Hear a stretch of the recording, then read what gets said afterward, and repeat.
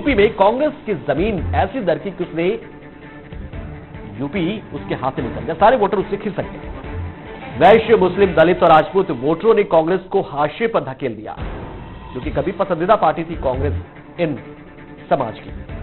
2012 में कांग्रेस को थोड़ी राहत मिली जब इन वोटरों ने एक बार फिर उस पर भरोसा जताया। थोड़े वोट बैंक बढ़े इस समाज से, इस समुदाय से। बात समाजवादी पार्टी की 2007 और 2012 के चुनाव के नतीजों से समाजवादी पार्टी पर किसी वर्ग के वोटर मेहमान है यह आसानी से समझा जा सकता है। समाजवादी पार्टी ने पिछले 10 साल में जातिगत समीकरणों को बदलने में बड़ी भूमिका निभाई। 2012 में ब्राह्मण, राजपूत, जाटों और अन्य ओबीसी वोटों का ग्राफ भी बढ़ा जो समाजवादी पार्टी से जुड़ा है। उत्तर प्रदेश में बीजेपी का वैश्य वोट बैंक सबसे ज्यादा रहा है और ये आगे जो है वो खिसकता गया है। तो जाति और विकास में क्या अहम है यूपी के वोटर्स से जब आप पूछेंगे तो वो विकास ही कहता है, लेकिन जब बारी वोट देने की आती है तो ना जाने क्यों वो बदल जाता है। उसके इस मिजाज को सभी पार्टियां जानती तो है, लेकिन दावा नहीं कर सकती कि वो किसी खास वोट बैंक को अपने पक्ष में कर ही ले जाएंगी। ये यूपी की राजनीति का एक अहम सच है। इस सच को कोई भी राजनीतिक दल अनदेखा नहीं कर सकता। इस बार के चुनाव में अचानक यूपी की पूरी सियासत में ब्राह्मण बेहद महत्वपूर्ण हो गए हैं। बीजेपी ने अपना आधार वोट मानती तो है, लेकिन क्या ऐसा वाकई में है?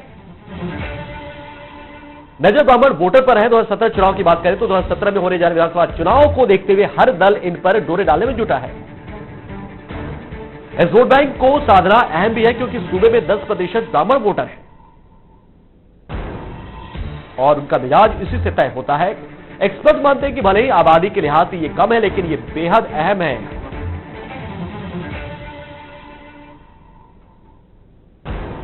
ब्राह्मण जिस पार्टी की तरफ मुड़ जाते हैं उस पार्टी की नैया पार लग जाती है।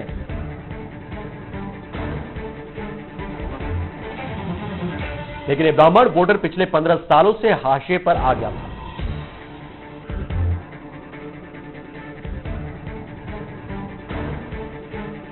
उन्नीस सौ 1990 के बाद से ब्राह्मण वोट पर बीजेपी का कब्जा रहा है। बीजेपी की बात करें तो उनके लिए ब्राह्मण कितने अहम है ये आप देख पाएंगे। पर भाजपा इस बार अपना पूरा जोर दलितों को लुभाने में लगा रही है।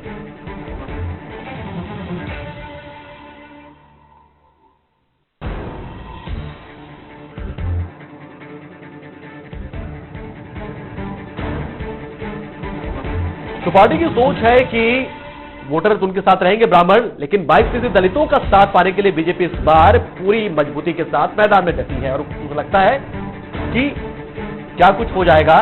नतीजा 2007-2009 में साफ दिखा था कि जहां पर बीजेपी सिर्फ 10 लोकसभा सीट और 40 विधानसभा सीट ही जीत पाई थी, इसलिए अब वो ब्राह्मणों के साथ साथ दलितों को भी साधने में जुटी है। ताकि 2014 लोकसभा चुनाव में ब्राह्मणों का साथ एक बार फिर बीजेपी को मिला है, इसलिए उम्मीद बरकरार है।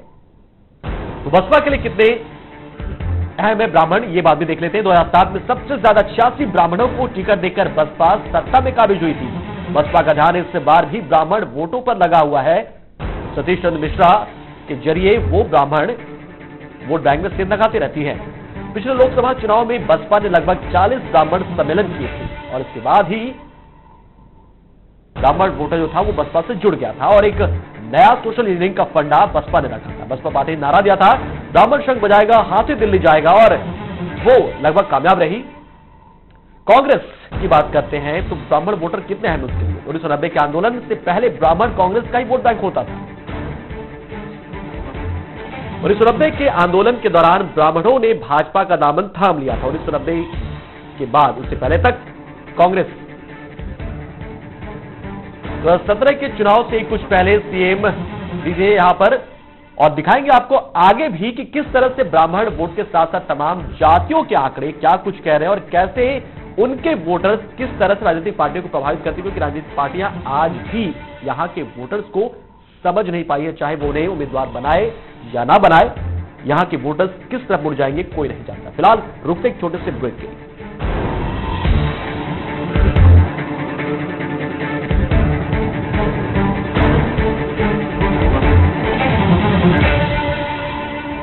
इंडिया का पहला स्मार्ट आरओ, इसका स्मार्ट ऐप समय से पहले करे सभी सेंटर को alert. Come on India, live pure.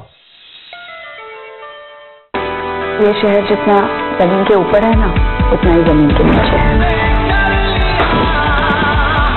जहर का जंगल है ये, जहाँ सारे अजगर कुंडी मार के बैठे। किसका जहर है, कौन उगल रहा है, किसको डस रहा है, किसी को नहीं पता। जैसे सूट टाइप, यू नो, मुझे ये ग्रीन या फिर ब्राउन। ठीक है, आप ये पैक कर दीजिए। सेब कितने का दिया?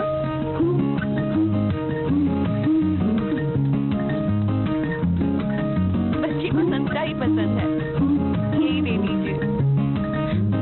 अगर आप माँ बनने वाली हैं तो HIV टेस्ट जरूर करवाएं। बच्चे को HIV से बचाने के लिए जल्द ही पता लगाना और वक्त पे दवाई दिलवाना जरूरी है। करें वही जो बच्चे के लिए हो सही। हर सरकारी अस्पताल के ICTC में HIV की जांच एवं सलाह मुफ्त और गोपनीय है। किसी को दिल से चाहो और वो तुम्हें ना मिले, ऐसा तो हो ही नहीं सकता। फूलों को छुएंगे तो कांटे हाथ को लगते हैं, लेकिन उसकी खूबसूरती कम नहीं होती। औरतों को बहुत अच्छी तरह से जानते हैं, वे बिल्कुल आपके जैसी होती है। ढील दो तो पतंग के जैसी उड़ने लगती है।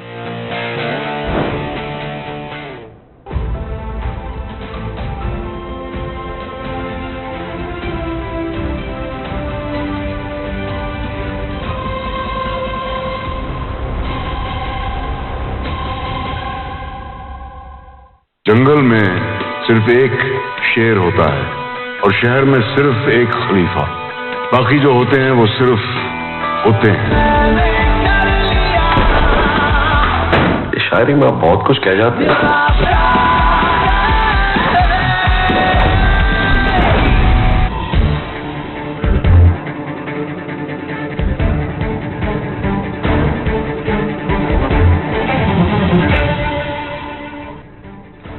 के बाद आपका एक बार फिर स्वागत। आप देख रहे हैं यूपी के वोटर पार्ट 2, क्योंकि ये है थोड़ा हटके और ये देते हैं काफी झटके। यहाँ उत्तर प्रदेश में चुनाव चल रहा है और इसलिए यहाँ के वोटर्स पर सबकी नजर है, हमारी भी नजर है और राजनीतिक पार्टियों की भी है। लेकिन ये वोटर्स हमेशा धार्मिक और जाति आधार पर बटे रहते हैं, ये बात सच है और यही यहाँ की राजनीति भी है। ये एक सच्चाई भी है कि ऐसे में उत्तर प्रदेश का चुनावी विश्लेषण भी जाति समीकरणों की समीक्षा के बिना संभव नहीं दिखता। ये सच है कि राज्य में अधिकतर शिक्षा, सत्ता या नौकरियों पर सवर्णों का दबदबा रहा है, लेकिन चुनाव के दौरान अलग अलग क्षेत्रों में पार्टियां अलग अलग वोट बैंक के आगे नतमस्तक हो जाती हैं। जाति जानो वोटर की, जहां जाति जानना यहां पर बहुत जरूरी है। अगर आप राजनीति करते हैं तो यादव की बात कर लेते हैं। पहले यादव वोटर कुछ जो है वो बहुत सबसे ज्यादा उत्तर प्रदेश में, इसलिए यादव सबसे बड़े पिछड़े वर्ग की जाति यहां पर बन जाती है।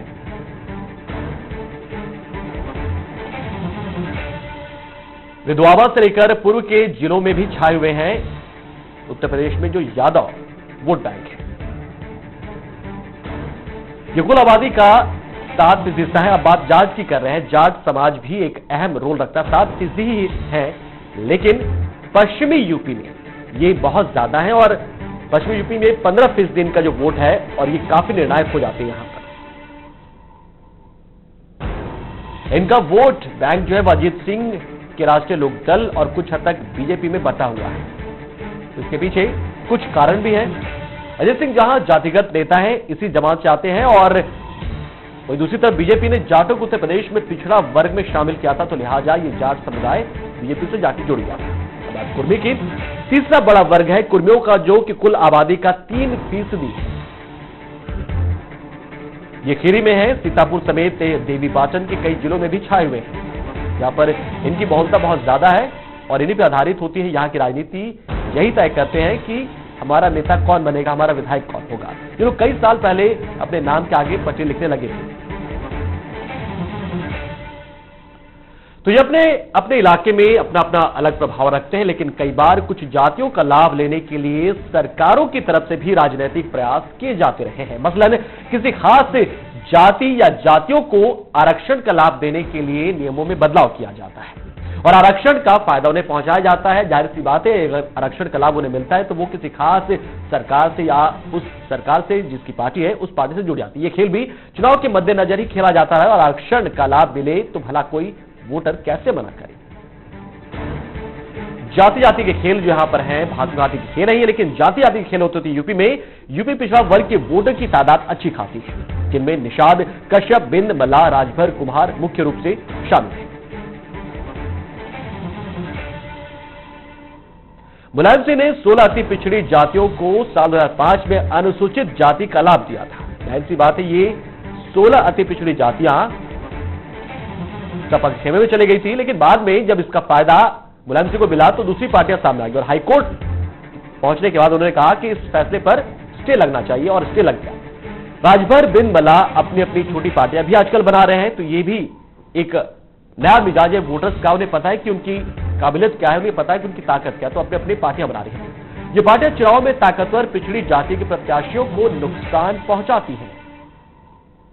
जैसे कि मल्लाहों की अस्मिता के नाम पर फूलन देवी को जेल से छुड़ाकर सांसद बनाया गया है, तो ये मल्लाह अस्मिता के नाम पर उन्हें गोलबंद करने की कवायद थी। रामचंद्र राजभर और सुहेल देव के साथ साथ ओम प्रकाश राजभर के नेतृत्व में राजभर समुदाय भी यहां पर लामबंद है, एकजुट है। तो जो और अब बात एक खास वर्ग की भी, एक खास समुदाय की, तो यह है मुस्लिम। यूपी की 20 करोड़ की आबादी में 18% हिस्सेदारी के साथ मुस्लिम भी काफी ताकतवर यहां पर है, लेकिन मुस्लिमों में भी नए जाति विभाजन सामने आए हैं, यानी कि मुस्लिम भी बटा हुआ है जाति में, जो कि आमतौर पर हिंदुओं की एक सबसे बड़ी कमी मानी जाती है। ये विभाजन अशराफ, अजलाफ और अर्जाल के रूप में सामने आया है। अशराफ सवर्ण मुसलमान हैं, जिनमें शेख, सैयद, पठान और मलिक शामिल होते हैं,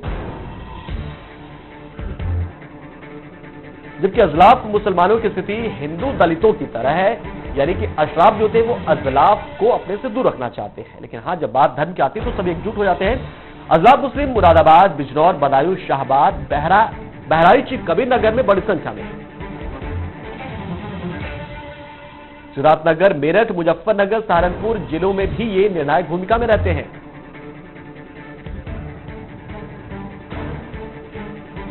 पीस पार्टी, उलेमा काउंसिल, कौमी एकता दल, मोमिन कॉन्फ्रेंस, परचम पार्टी और नेशनल लोक हिंद पार्टी जैसे नए मुस्लिम राजनीतिक दल भी यहां पर आ चुके हैं और इस वजह से अब पूरी तरह से जातिमय हो चुका है यूपी की सियासत जो है, और इसलिए राजनीतिक पार्टियों को अब यह समझना बहुत ही दुश्वार हो गया है, मुश्किल हो गया कि आखिर वो वोटर्स के मिजाज को कैसे भावे, क्योंकि वो किसी खास क्षेत्र में जब किसी खास समुदाय के उम्मीदवार को उतारते हैं तो वहां पर मौजूद पहले से जो समुदाय है वो अपनी पार्टी बनाकर वहां खड़ा हो जाता है या निर्दलीय ग्रुप में हो जाता है। वैसे में उसका मिजाज भाव पाना आज भी मुश्किल नजर आ रहा है। भले ही यादव या मुस्लिम को लेकर समाजवादी पार्टी अपने रंगा अपलाती है और कहती है कि वो उसका वोट बैंक है, लेकिन ऐसा है नहीं। मुस्लिम और जो यादव है वो बसपा के साथ भी अच्छी तादाद में जाते हैं, कांग्रेस में भी उनकी पैठ होती है। जाहिर सी बात है कि जब उम्मीदवार जिस जाति का होगा और जिस भी पार्टी में होगा तो वो वोटर वहीं जाकर जुड़ जाता है। यही है खासियत यूपी की, और इसलिए यूपी के जो वोटर्स होते हैं वो काफी झटके देते रहे राजनीतिक पार्टियों को। कोई भी नहीं कह सकता कि वो संभाल सकते हैं, और वो समझ चुके हैं इन वोटर्स के मिजाज को। कितने भी आप विकास की बात कर रहे हैं, कितने भी आप यहां पर घोषणा पत्र में फ्री की चीजों को शामिल करें, लेकिन ऐसा होता नहीं है। वाकई में यूपी की राजनीति को समझना अपने आप में बहुत बड़ी एक समझ इसके लिए चाहिए, और इसलिए यूपी के राजनीति को एक चक्रव्यूह कहें तो ये कम नहीं होगा। फिलहाल इस खास पेशकश में इतना ही, लेकिन तमाम ताजा खबरों के लिए बने रहे हमारे साथ, देखते रहिए JK 24/7 न्यूज। आओ बढ़ते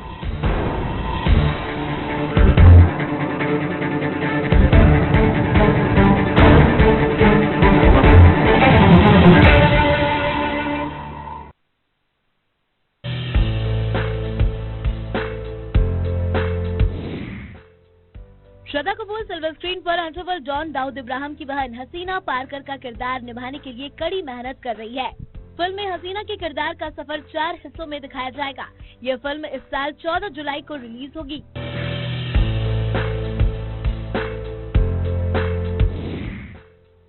शाहरुख खान जल्दी ही छोटे पर्दे पर दोबारा नजर आएंगे। उनके शो का नाम डेट टॉक्स होगा। शाहरुख ने कहा, मेरा मानना है डेट टॉक्स नई सोच भारत भर के लोगों को प्रेरित करेगा।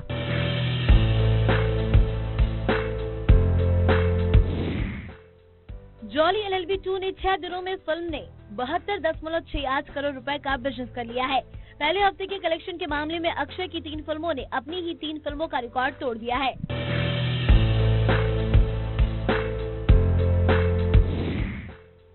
बद्रीनाथ की दुल्हनिया का सॉन्ग तम्मा तम्मा का ओरिजिनल वर्जन सरोज खान ने कोरियोग्राफ किया था। इस गाने के रिक्रिएट करने के लिए सरोज खान को मेकर्स ने नहीं बुलाया, और इस बात से सरोज खान काफी नाराज है।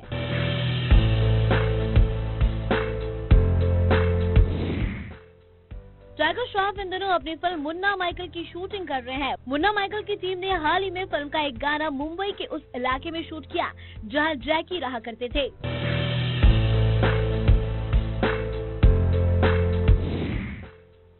शाहिद कपूर का कहना है कि डायरेक्टर विशाल भारद्वाज के साथ उनका बेहतरीन रिश्ता है और वो कभी उन्हें ना नहीं कह पाएंगे। शाहिद ने विशाल के साथ 2 फिल्में की है, अभी उनकी तीसरी फिल्म रंगून आ रही है।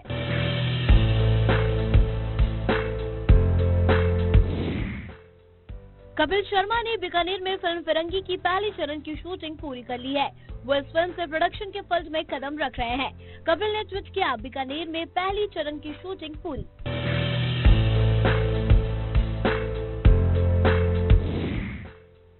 हिंदी, तेलुगु और तमिल में बनी राणा दगुबाती अभिनीत फिल्म गाजी के डिजिटल राइट्स को Amazon प्राइम ने 12.5 करोड़ में खरीदा है। एक नए निर्देशक द्वारा निर्देशित फिल्म के लिए ये बहुत बड़ी कीमत है।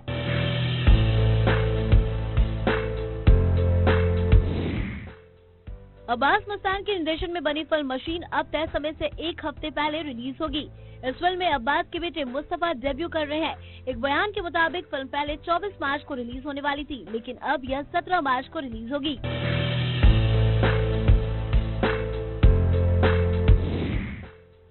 स्वरा भास्कर का कहना है कि उन्होंने सोचा था कि एक दिन वो सुपरस्टार शाहरुख खान की तरह पॉपुलर एक्टर बनेगी। उन्होंने कहा कि शाहरुख उन्हें हमेशा इंस्पायर करते हैं और वो उनके जैसा स्टारडम पाना चाहती है। ये शहर जितना जमीन के ऊपर है ना, उतना ही जमीन के नीचे है। जहर का जंगल है ये, जहाँ सारे अजगर कुंडी मार के बैठे। किसका जहर है, कौन उगल रहा है, किसको डस रहा है, किसी को नहीं पता।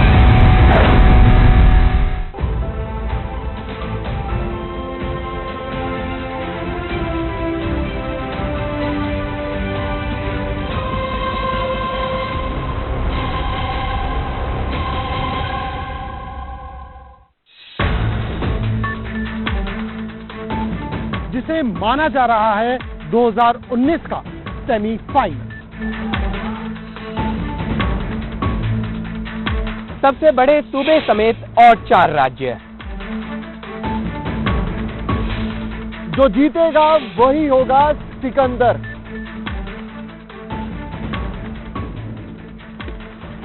तो इस बार किसकी होगी सरकार? ये असली खालसा नहीं है। मेरा वोट मेरा मुद्दा।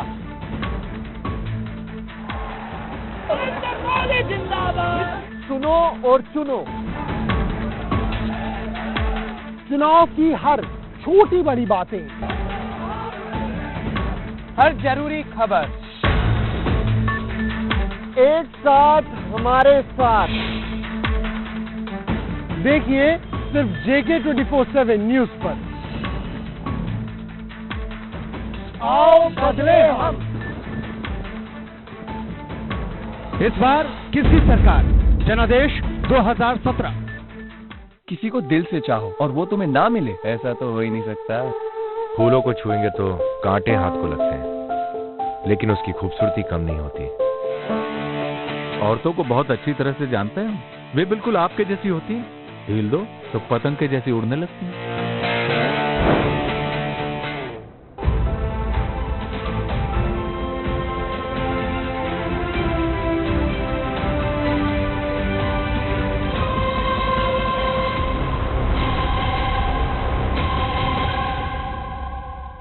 एक रेस का घोड़ा होता है, एक शादी का घोड़ा होता है और एक होता है गवर्नमेंट का घोड़ा, जिसे हम इस वक्त शादी के घोड़े की तरह इस्तेमाल करेंगे। Of the family, for the family, by the family. शादी तो जी डेमोक्रेसी यही है।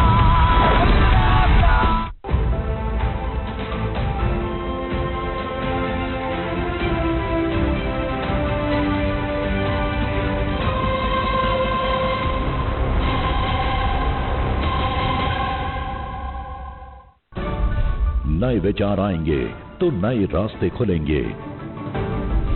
तरक्की की राह पर तेज चलेगा देश। देश हित में आप भी दीजिए सुझाव। प्रधानमंत्री तक पहुंचाइए अपनी राय। सुमा पर लाइए दिल की बात। इस नंबर पर आप हमें अपना वीडियो व्हाट्सएप से भेज सकते हैं या आप गूगल प्ले स्टोर पर जाकर सिटी रिपोर्टर का ऐप डाउनलोड करके भी अपने मन की बात भेज सकते हैं। कहिए अपने मन की बात अपने पीएम से, सिर्फ JK 24/7 न्यूज पर। अब कोई और नहीं बताएगा आपकी खबर, अब आप खुद होंगे रिपोर्टर। आप तलाशेंगे सच्चाई, दुनिया के सामने लाएंगे हम। खबर आपकी होगी, उसे असरदार बनाएंगे हम। आप आम हैं या खास, ये मायने नहीं रखता। अगर आपकी रिपोर्ट सच्ची होगी तो जी जान लगा देंगे हम। इस नंबर पर आप हमें अपना वीडियो व्हाट्सएप से भेज सकते हैं या आप गूगल प्ले स्टोर पर जाकर सिटी रिपोर्टर का ऐप डाउनलोड करके भी आप अपनी खबर भेज सकते हैं। लीग से हटिए और बनिए सिटी रिपोर्टर। आओ बदले समाज, आओ बदले हम।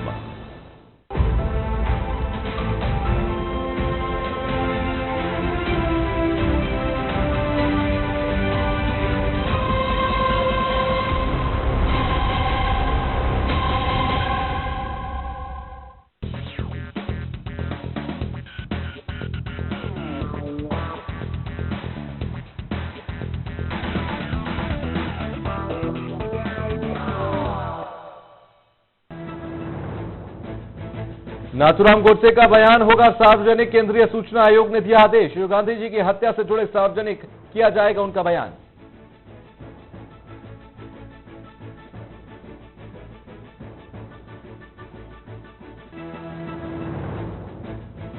यूपी में तीसरे चरण के लिए प्रचार खत्म, परसों 12 जिलों की 69 सीटों पर डाले जाएंगे वोट। अपर्णा यादव और शिवपाल यादव समेत कई दिग्गजों की किस्मत पर लगेगी मोहर।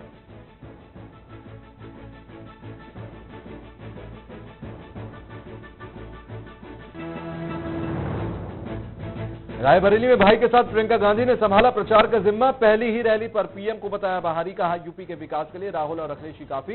तो राहुल ने पीएम पर वादा खिलाफी का लगाया आरोप।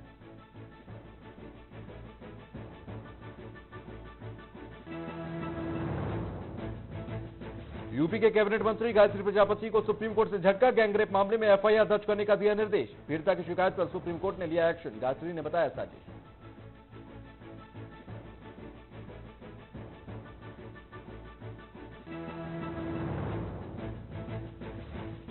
और आर्मी चीफ की चेतावनी के बाद कश्मीर में एक्शन में पत्थर गैंग। श्रीनगर में जुमे की नमाज के बाद सेना पर पथराव, लेकिन सेना संयम दिखाते हुए गुलेल से दे रही थी जवाब।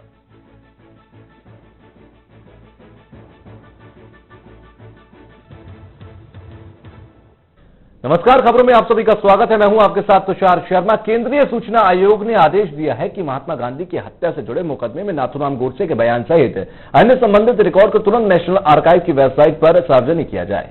सूचना आयुक्त श्रीधर आचार्य ने कहा कि कोई नाथूराम गोडसे और उनके सह आरोपी से इत्तेफाक भले ही ना रखे, लेकिन हम उनके विचारों का खुलकर खुलासा करने से इनकार नहीं कर सकते। सूचना आयुक्त ने साथ ही अपने आदेश में यह भी कहा कि ना ही नाथूराम गोडसे और ना ही उनके सिद्धांतों और विचारों को मानने वाला व्यक्ति किसी के सिद्धांत से असहमत होने की स्थिति में उसकी हत्या करने के हद तक जा सकता है। दक्षिणपंथी कार्यकर्ता नाथूराम गोडसे ने 30 जनवरी 1948 को महात्मा गांधी की हत्या की थी।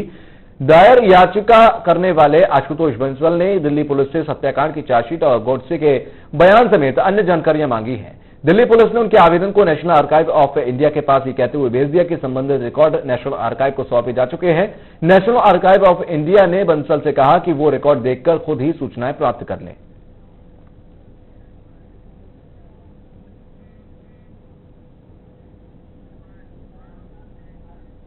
सुप्रीम कोर्ट के 5 नए जजों ने शुक्रवार को शपथ ग्रहण की और इसके साथ ही चीफ जस्टिस समेत सर्वोच्च अदालत में जजों की संख्या बढ़कर कुल 28 हो गई है। चीफ जस्टिस जीएस खेर ने संजय कृष्ण कौल, नवीन सिन्हा, मोहन एम शांता नागौदर, दीपक गुप्ता और एस अब्दुल नजीर को शपथ दिलाई। जस्टिस कौल मद्रास हाईकोर्ट के चीफ जस्टिस और जस्टिस सिन्हा राजस्थान हाईकोर्ट के चीफ जस्टिस के तौर पर कार्यभार संभाल चुके हैं। वहीं जस्टिस शांता नागौदर और न्यायमूर्ति गुप्ता क्रमशः केरल और छत्तीसगढ़ हाईकोर्ट के मुख्य न्यायाधीश थे। जस्टिस नजीर कर्नाटक हाईकोर्ट के न्यायाधीश रह चुके हैं।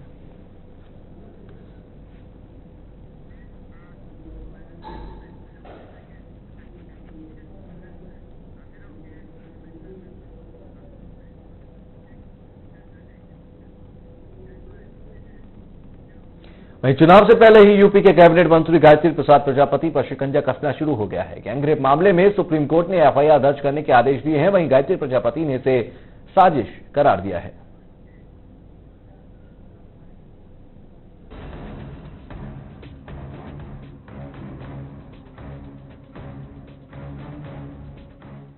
चुनाव से ठीक पहले यूपी के कैबिनेट मंत्री गायत्री प्रजापति को तगड़ा झटका लगा है। सुप्रीम कोर्ट ने गैंगरेप और यौन उत्पीड़न मामले में प्रजापति पर एफआईआर दर्ज करने के आदेश दिए हैं। सर्वोच्च न्यायालय ने इस मुद्दे पर यूपी सरकार से 8 हफ्तों के भीतर जवाब मांगा है। प्रजापति इस समय यूपी कैबिनेट में ट्रांसपोर्ट मिनिस्टर है। 35 वर्षीय पीड़िता उनके खिलाफ एफआईआर दर्ज न होने पर सुप्रीम कोर्ट गई थी। उसका कहना था कि उसके साथ गैंगरेप हुआ और उसकी बेटी का भी यौन उत्पीड़न किया गया था। सुप्रीम कोर्ट ने इस मुद्दे पर तुरंत एफआईआर दर्ज करने के आदेश दिए हैं। उधर प्रजापति ने कोर्ट के सम्मान की बात करते हुए कहा कि मामले की निष्पक्ष जांच होनी चाहिए। देखिए, कोर्ट ने अगर एफआईआर के लिए किया है तो हम उसका सम्मान करते हैं और उसकी जांच होनी चाहिए, निष्पक्ष जांच होनी चाहिए। अगर हम उसके लिए तैयार हैं, अगर कहीं दोषी पाए जाते हैं तो मुझे सजा भी होनी चाहिए। वहीं गायत्री प्रसाद प्रजापति ने इस पूरे मामले में साजिश की बात करते हुए कहा कि बीजेपी ने चुनाव को देखते हुए साजिश रची है। उन्होंने बीजेपी नेता विजय बहादुर के सपा से बाहर करने वाले बयान पर पलटवार करते हुए कहा कि इन्हीं लोगों ने साजिश की है और उसे फंसाया है। हम ये कह रहे हैं कि हमारे ये जो है, इन्होंने तो षड्यंत्र किया है। ये षड्यंत्र किया है तो इन्होंने ही किया है। जो लोग षड्यंत्र किए हैं वही मांग कर रहे हैं। हमने तो कह रहा हूं कि जांच होनी चाहिए और जांच में अगर कहीं दोषी गायत्री प्रजापति पाए जाए कहीं से, जिसे हम जानता पहचानता नहीं हूं, और अगर इस तरह से कोई भी किसी के ऊपर आरोप लगा करके और जा करके, मैं तो कह रहा हूं, क्या नियम कायदा यही है? क्या 106 एफआईआर के लिए आज तक क्या सुप्रीम कोर्ट में सीधा गया है कोई? क्या ये अदालतों में विश्वास नहीं रह गया है? जिन लोगों को विश्वास अदालतों पर, निचली अदालतों पर नहीं है, जो 156(3) के मुकदमे किए जाते हैं लोअर कोर्ट में और उसके बाद हाई कोर्ट जाते हैं और सीधा सुप्रीम कोर्ट में जा करके और एफआईआर के लिए जो है कराया जाए, तो कहीं न कहीं इसमें जो है भाजपा के लोग सीधा तौर से एक षड्यंत्र है, एक ताकत है जो है ये दबाव बनाने के लिए। गायत्री प्रजापति पर आज अधिक संपत्ति रखने, अवैध कब्जे, अवैध खनन समेत कई संगीन आरोप लग चुके हैं। कुछ महीने पहले उन्हें अखिलेश यादव ने मंत्रिमंडल से बर्खास्त कर दिया था। हालांकि मुलायम के दबाव में अखिलेश को दोबारा उन्हें सरकार में शामिल करना पड़ा था। बताया जाता है कि पीड़िता चित्रकूट की रहने वाली है और उसका आरोप है कि प्रजापति ने समाजवादी पार्टी में अच्छा पद दिलाने का लालच देकर उसे अपने जाल में फंसाया था और पिछले 2 साल में कई बार उसके साथ गैंगरेप किया। Bureau report. यूपी में पहली बार शुक्रवार को प्रियंका गांधी अपने भाई राहुल गांधी के साथ रायबरेली में मंच साझा करने पहुंची। इस दौरान पीएम को बाहरी बताते हुए प्रियंका ने जमकर हमला बोला तो दूसरी तरफ राहुल में रिश्ता नहीं निभाने का आरोप भी लगाया। हमारे सत्यप्रकाश पांडे जी यूपी के रायबरेली में चुनाव प्रचार के मकसद से प्रियंका गांधी वाड्रा अपने भाई कांग्रेस उपाध्यक्ष राहुल गांधी के साथ मंच पर पहुंची। इस दौरान पार्टी नेताओं ने भाई राहुल और बहन प्रियंका का जोरदार स्वागत किया तो कुछ ने राहुल के पैर छूकर आशीर्वाद लिए। इस मौके पर राहुल गांधी ने बीजेपी और पीएम मोदी पर जमकर कटाक्ष किया। राहुल गांधी ने पीएम पर किसानों की कर्ज माफी के लिए सौदेबाजी करने का भी आरोप लगाया। आप हिंदुस्तान के प्रधानमंत्री हैं, किस प्रकार की सौदेबाजी कर रहे हैं आप? कर्जा माफ करना है, जाइए अपने ऑफिस में जाइए, कैबिनेट को बैठाइए, 15 मिनट में आप कर्जा माफ कर सकते हो उत्तर प्रदेश का, हिंदुस्तान का। मगर नहीं, मैं तो सौदा करने आया हूं। किसान दब जाए, मर जाए, मुझे कोई फर्क नहीं पड़ता। बिहार में भी ऐसा वायदा किया था। भाइयों और बहनों, अगर तुमने बिहार में बीजेपी की सरकार बनाई, नरेंद्र मोदी तुम्हें लाखों करोड़ का स्पेशल पैकेज देगा। हुआ क्या? स्पेशल पैकेज मिला बिहार को? नहीं मिला। यह दिवंगत। वहीं राहुल गांधी ने पीएम पर वादे कर पूरा नहीं करने का भी आरोप लगाया। राहुल गांधी ने कहा कि 2014 में मोदी जी ने कहा अच्छे दिन आएंगे, दिलवाले दुल्हनिया वाली पिक्चर दिखाई, लेकिन 2.5 साल बाद लगा गब्बर सिंह आ गया। वो शाहरुख की फिल्म है, क्या नाम है उसका? दिलवाले दुल्हनिया, नाम सुना आपने?